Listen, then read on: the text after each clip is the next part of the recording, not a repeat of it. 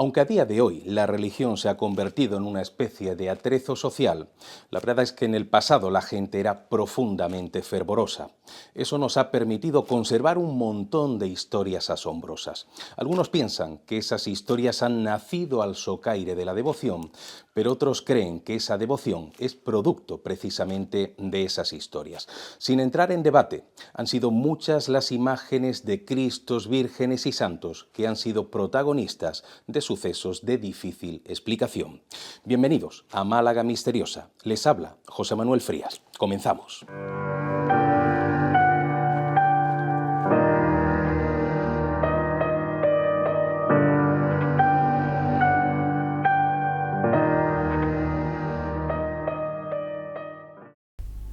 Hasta el momento en el que se produjo la quema de iglesias del 31, en el templo del convento de Santo Domingo se custodiaba una imagen muy especial, la de nuestro Padre Jesús de Cabrilla, una historia relacionada con la llegada a nuestra ciudad, en pleno siglo XVIII, de un curioso peregrino ataviado con una túnica blanca y un largo cabello. Bueno, Juan Antonio, estamos en la puerta de la iglesia de Santo Domingo y vamos a conocer la historia de un Cristo que lamentablemente ya no existe físicamente. Luego hablaremos de ese pasaje triste de la Guerra Civil Española que ha cegado pues, a diferentes imágenes en la provincia de Málaga.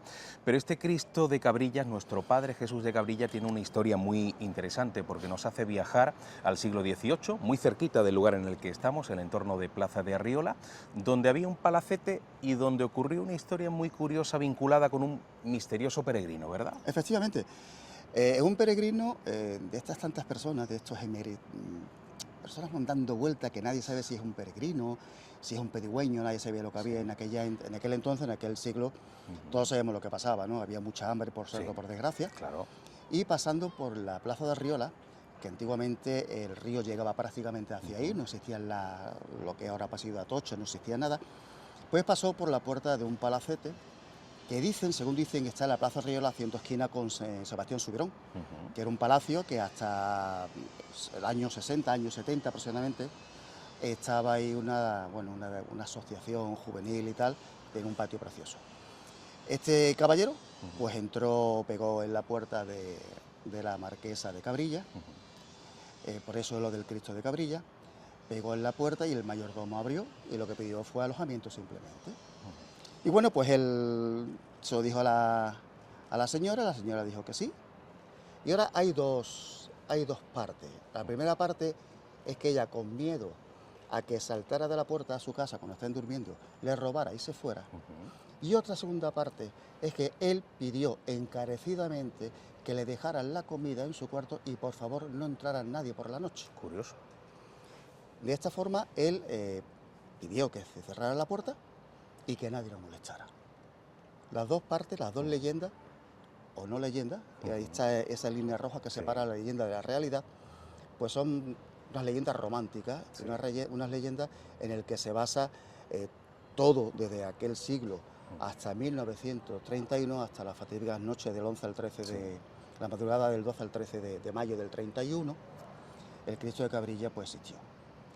La imagen era un crucificado, según dicen, pero no se supo hasta por la mañana de esa noche en la que dijo que se encerraran o que ella encerró. Claro.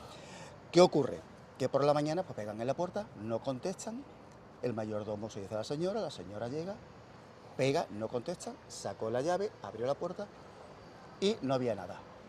O sea, había desaparecido ese misterioso personaje, ¿no? Ese personaje desapareció y según también hay otra parte de esa leyenda en el que dice que dentro de ese habitáculo, aparte de un olor a madera fresca, olía a rosas. Había un olor precioso, que pensemos que en aquel entonces, en aquel siglo, pues había muchas enfermedades y los olores. La sanidad no es como la que hay ahora, sino aquello olía bastante bien, ¿no? Y buscaron, y lo único que encontraron pues fue un crucificado, la talla de un crucificado. Y también esa leyenda cuenta que ese crucificado, el rostro, se asemejaba mucho a ese peregrino, a ese pedigüeño que fue pidiendo posada, como ocurrió hace 2000 años, ¿no?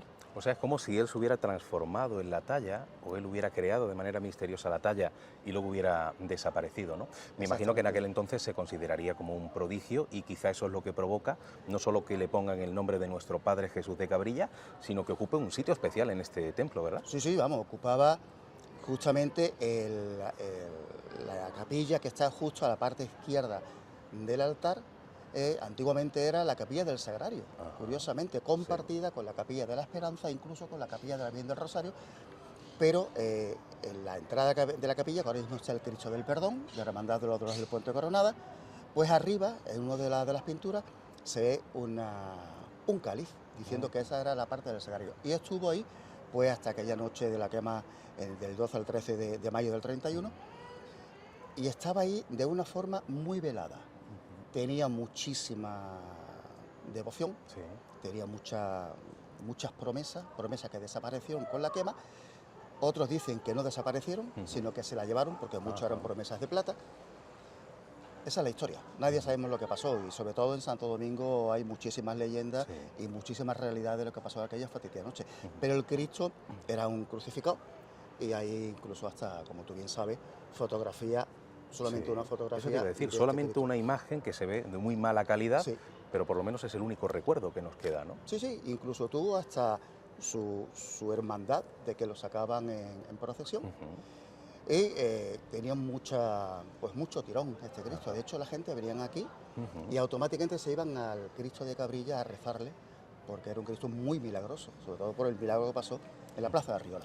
Claro, y yo no sé si este Cristo, con relación a otras imágenes de Cristos que hay en Málaga, Cristo de la Salud, Cristo de la Sangre, que hoy día hay una devoción muy grande hacia ellos, no sé si el hecho de que esta imagen desapareciera en el año 31 ha provocado que hoy día la gente se haya olvidado de él, ¿o no? Sí. Digamos que el Cristo de Cabrilla solamente lo conocen aquellas personas que están muy vinculados a Santo Domingo, muy vinculados a la Hermandad de los Dolores del Puente, de la cual pues tengo el orgullo de ser uno de los fundadores, o de reorganizadores, porque esa talla de 1747, que tiene también mucho que ver, tiene sus más y sus menos, también su leyenda, historia, que ya más adelante hablaremos de ella, pero solamente la conocía la gente del barrio. Hay que tener en cuenta que en aquel siglo sigue siendo el Guadalmedina una cicatriz que separaba el centro de los arrabales. Claro. Y esto no dejaba de ser el principio del arrabal.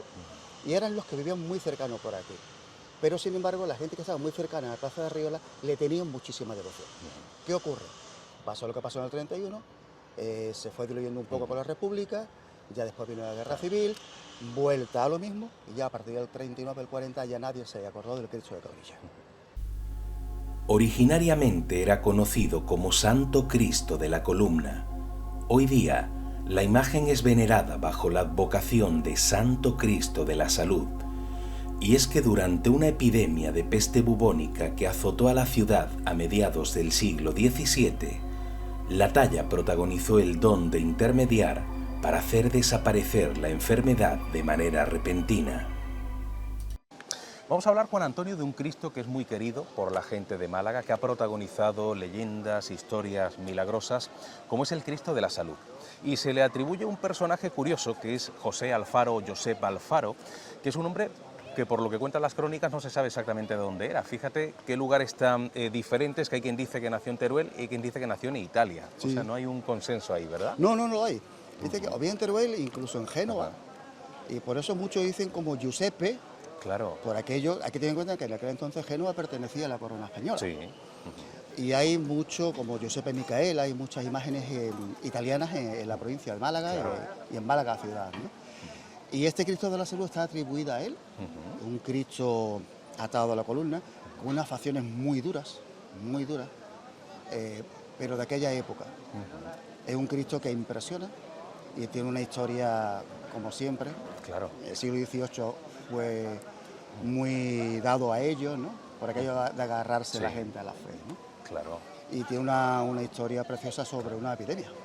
Efectivamente, una epidemia que además fue muy importante en Málaga, porque en ese año 1649, si no me equivoco, se produjo una epidemia de peste, creo que era bubónica, una epidemia que se llevó por delante a 40.000 personas. O sea, las epidemias en aquel entonces eran cosas serias, ¿no?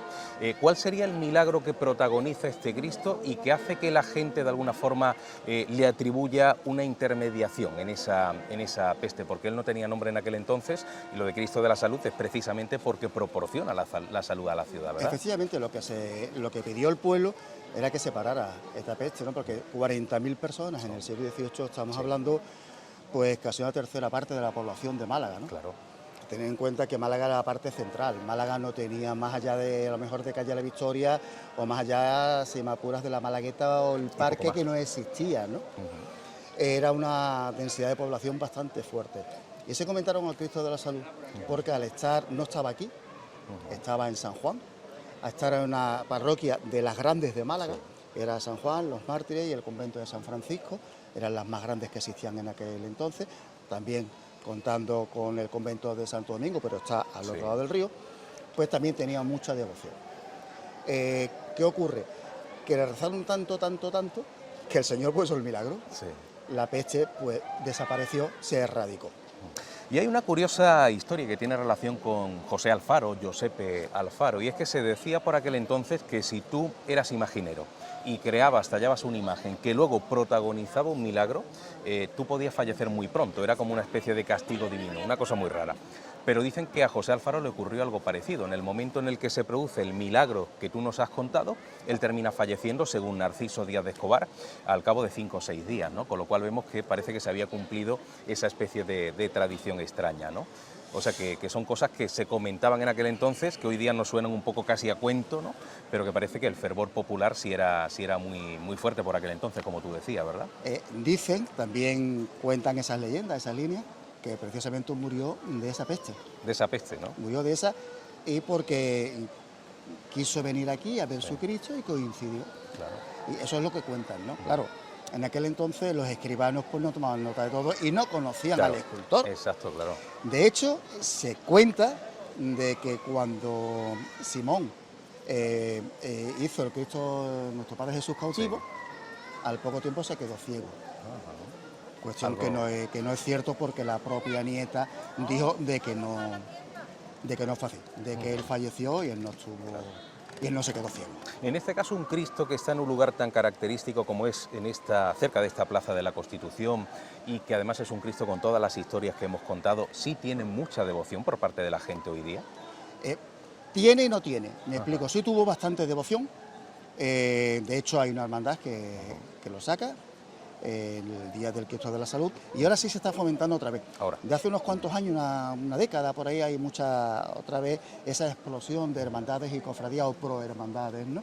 Pero esto sí existe. De hecho, en esta iglesia del Santo Cristo hay 2 hermandades que son muy antiguas, que es la del Cristo de la Salud y la hermandad de la Esclavitud, que es una Virgen de Pedro de Mena, que no sale en Semana Santa, pero sale por el barrio, por el centro, en este caso, en días muy específicos. Tiene tirón, pero no tiene el tirón, por ejemplo, como el Cristo del Estudiante, que también está en esta cofradía, en esta iglesia.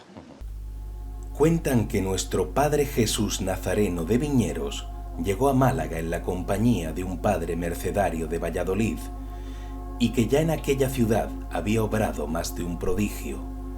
Pero el suceso más asombroso tuvo lugar en el desaparecido templo de la Plaza de la Merced, cuando la talla llegó a obrar el don de la movilidad. Bueno, Juan Antonio, estamos junto a un elemento importantísimo de devoción, como es el Cristo de Viñeros, que nos cuenta la historia, además, que es un Cristo que vino de Valladolid, que lo trae un padre mercedario, y que además ya en Valladolid había protagonizado diferentes prodigios. Pero hay uno que ocurre no en el templo en el que nos encontramos, sino en el templo de la Plaza de la Merced, que ya no existe, pero que en aquel momento esta imagen se encontraba allí, y es una historia muy bonita que tú conoces mejor que nadie, ¿no? ¿Qué es lo que ocurrió? Esto viene a colación de la famosa batalla de Empel, en Flandes, de cuando los soldados del Tercio de Flandes pues ya regresaron a España. Y uno de los soldados, pues el acuartelamiento, una de las grandes cuarteles que existían del Tercio de Flandes, estaba precisamente en Málaga. pues tenía un remordimiento de conciencia enorme porque cometió un pecado mortal en aquel entonces, ¿no? ¿Se sabe cuál es ese pecado? No se sabe. Se sabe. No se sabe, nunca se ha sabido. Se supone que si viene con el tema de la batalla de Empel, lo que pasó allí arriba, los asesinatos que cometieron a mujeres, a niños, para reducir, incluso entre ellos mismos tenían bastante fallos, por llamarlo de alguna forma, ¿no? Querían quitarse el medio como ellos. Tenía esa espina dentro, ¿no? Claro. Y se confesó en el antiguo convento de la Merced, como bien has dicho, con Fray Andrés de la Merced. Fray Andrés de la Merced era el prior del convento y era un señor de armas tomar, ¿no? Era un fraile, nunca mejor dicho. Mucho carácter. Con mucho carácter. Y empezó a confesarse y llegó un momento en el que el fraile pues no daba crédito a lo que estaba contando, ¿no?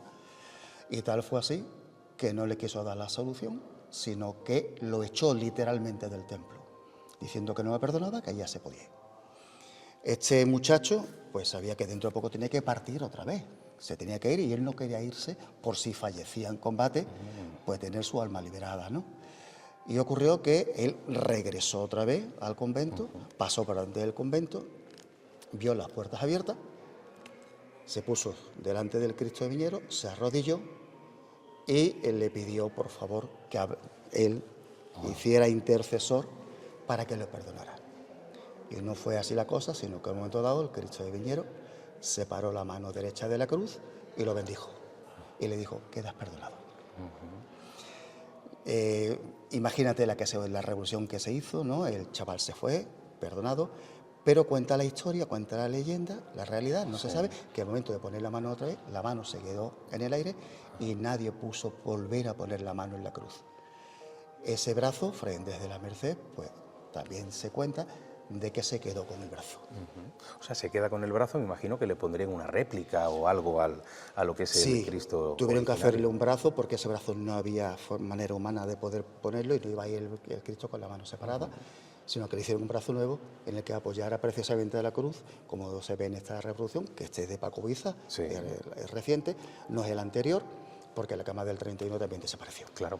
¿Y es cierto eso que cuentan de que ese brazo era considerado tan milagroso que deciden meterlo en una urna, no sé si este fraile, y de alguna forma se repartía o se hacía como una procesión por diferentes iglesias de Málaga para que estuviera más cerca de la gente o eso no se sabe?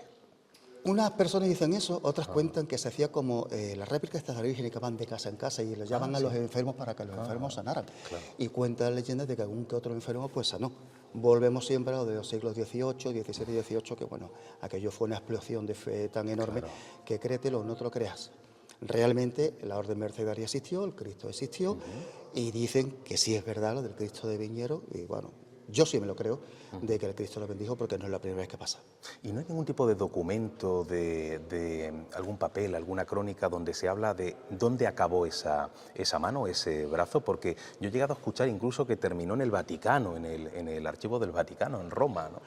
Es posible. Lo que sí es cierto es que la orden mercedaria se lo llevó a su convento, a la central, y ya lo que hiciera el prior central, el director de la orden, ya no se sabe. ¿Tuvo mucha repercusión esta historia en su momento? Sí, ¿no? Muchísima. Pues yo me imagino que incluso igual existieron más testigos, porque si hay una discusión con este cura y el soldado, la gente que estaba allí presente igual se percató y el hecho de estar mirando a este soldado cómo se va a marchar y cómo se pone a pedir delante de la imagen del Cristo de Viñeros, igual ese acontecimiento del movimiento de la mano o del brazo fue contemplado por más gente, ¿no? Y eso quizá hizo crecer la repercusión del Cristo, ¿no? Es posible porque dicen que no solamente fue Fray Andrés de la Merced, sino algunos otros miembros de la orden mercedaria salieron porque, claro, fue tal el tumulto, un señor que entra desfilando, corriendo, que se arrodilla, la monja que estaba limpiando el convento, pues también lo dieron, y los vecinos de la Plaza de la Merced.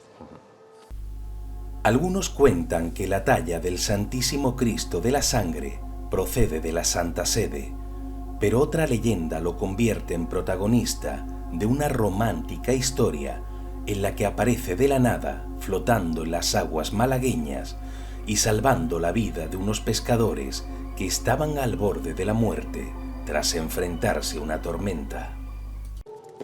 Bueno, estamos ante una imagen que es conocida popularmente como el Coloso de San Felipe, ¿no? ¿Y le dicen eso por su tamaño o por qué Sí, puede sí, ser? porque es muy grande. Es una imagen muy bonita, muy querida por la gente de Málaga, el famoso Cristo de la Sangre, y de hecho se dice que su archicofradía o la hermandad es la hermandad más antigua o casi la más antigua de Málaga, ¿verdad? Sí, sí, unas escrituras que dicen que Sí. esta es la más antigua, otras que dicen que es la Veracruz, Está ahí. fusionada, y son los dos más o menos, pero son prácticamente Claro. casi del mismo tiempo. Esta talla, por desgracia, no es la original, La es de original. Paco Palma. Si te das cuenta, se asemeja muchísimo al Cristo de la Buena Muerte y al Cristo de los Milagros. Claro, el mismo estilo. Son del mismo estilo, de Paco Palma. Y el Coloso de San Felipe porque es muy grande, una talla de unas hechuras preciosas, Claro. está muy bien tallado.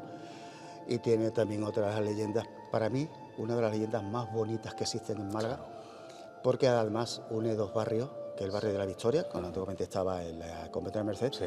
y el barrio del Perchel con las playas del Bulto. Claro. Hablamos de su antigüedad, tengo por aquí crónicas que nos hablan del año 1518 y de hecho hay quien dice que vino desde Roma. Yo no sé si esto era habitual, decir que todas las imágenes venían de Roma para darle un poquito de más peso, supongo, ¿no? Hay que jugar con las palabras. Sí. Decir que viene de Roma una talla no es lo mismo que decir que viene la hermandad, la orden, le dan el visto bueno desde Roma. Claro.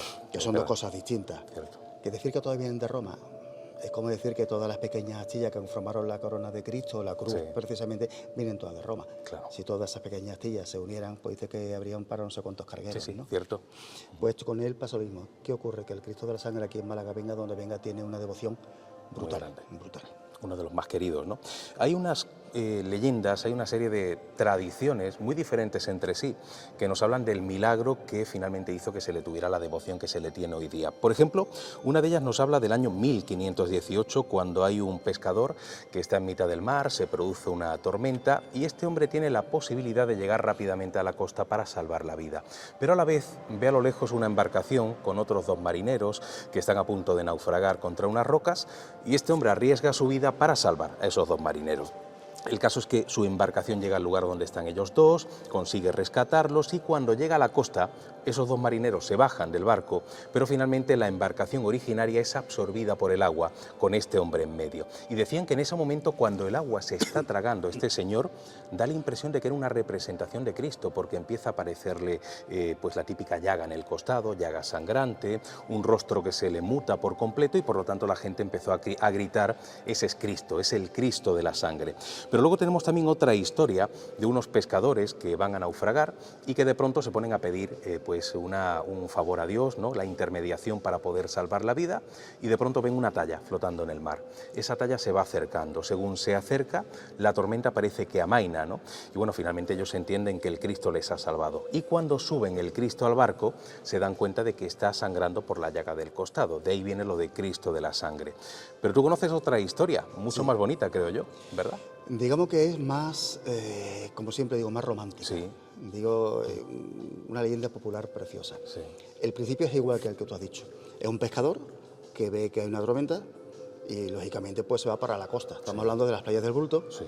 que bueno, en aquel entonces pues no es como ahora que tiene mucha arena, sino que era roca. Roca. Porque era un sitio de pescadores. Si te das cuenta, actualmente el barco de los pescadores de la zona de Huelin, antiguo el Bulto, están pegando con el espigón que lo separa del puerto. Cierto. Pues prácticamente todo era casi igual, ¿no? Él logra llegar a la costa, como tú bien dices, a la playa, pero ve que a lo lejos pues hay otro barco que está pasando lo mismo, otra barca, y él gira, se va para ellos, los dos lo montan en la barca, su barca la deja que se lo trague y al llegar a la costa se desembarcan los tres, pero él tuvo que ayudar mucho a los dos porque estaban exhaustos los otros dos marineros. La barca golpea con una de las rocas, se destruye la barca y los trozos de madera caen a la orilla y él ya estaba agotado, estaba prácticamente muerto, cae sobre la orilla y cae de tal forma que dos traviesas de la barca forman una cruz y él cae sobre esa cruz y una de las astillas que saltan le dan el costado y sangra a la altura del costado del Cristo de la Sangre. Como si se hubiera producido una especie de representación Efectivamente. de la crucifixión de Cristo, ¿no? Efectivamente. Qué historia. Exacto.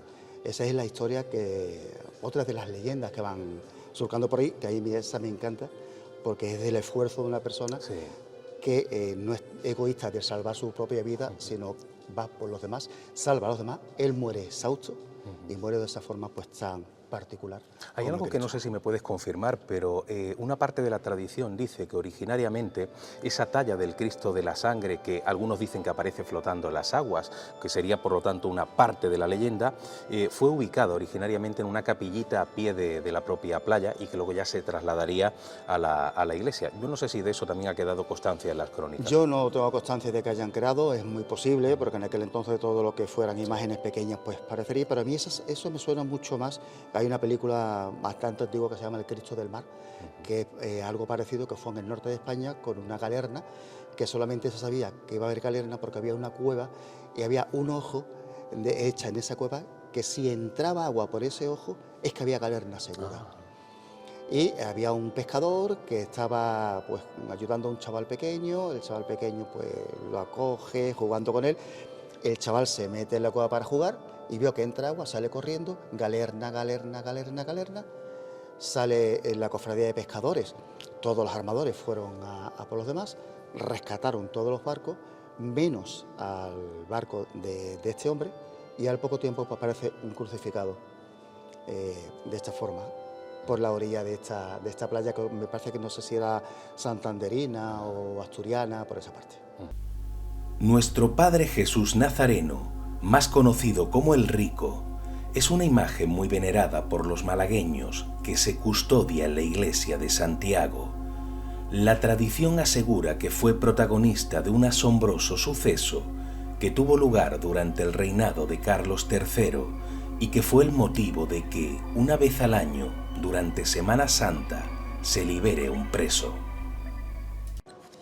Bueno, en esta iglesia de Santiago, calle Granada, una iglesia queridísima, ¿no?, por la gente de Málaga, se encuentra una imagen no menos queridísima, que es la de Jesús el Rico, famosísima en Semana Santa, y que tiene también una historia bien curiosa, ¿no?, que nos hace viajar siglo XVIII y con una especie de milagro que va precedido además de un acontecimiento poco habitual con relación a unos presos, ¿no? Exactamente. ¿Cómo es esa historia? Pues mira, aquello aconteció en 1759, quiero recordar, Sí.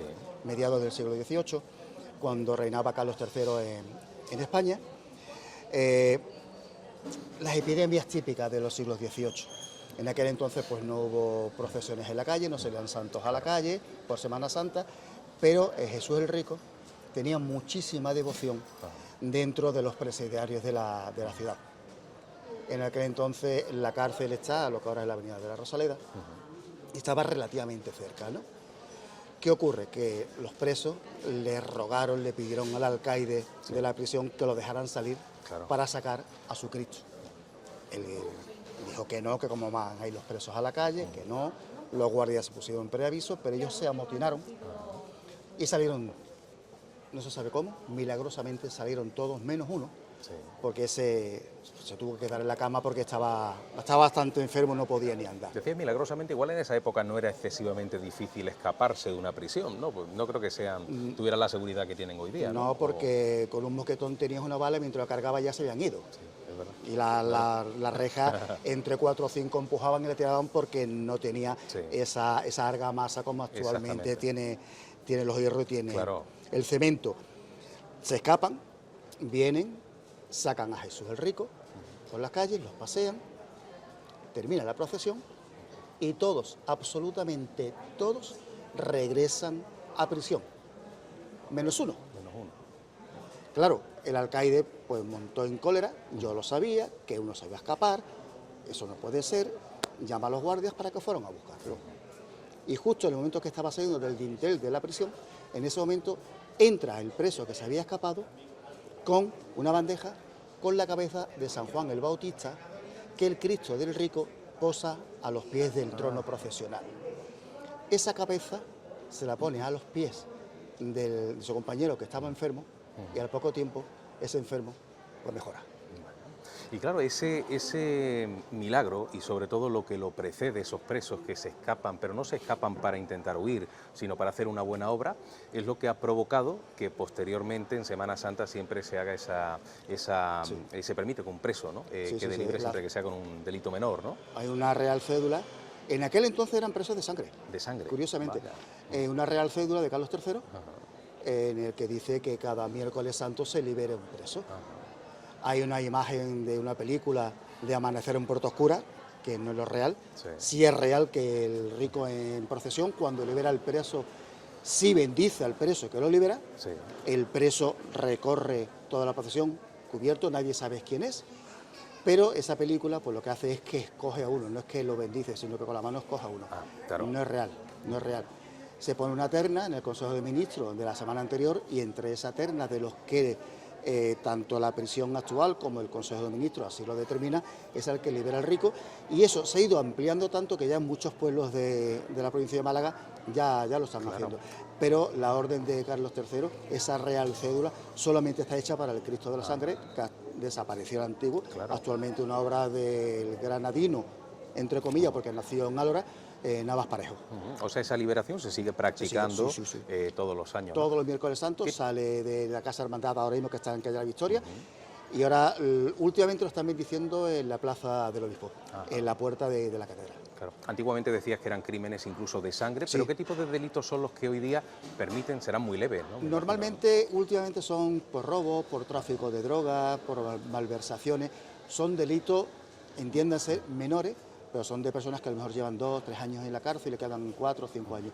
Eso sí, hay una norma, no puede volver a reincidir. Claro. Si el preso reincide, tiene que volver a prisión, incluso con la pena que le quedaba pendiente.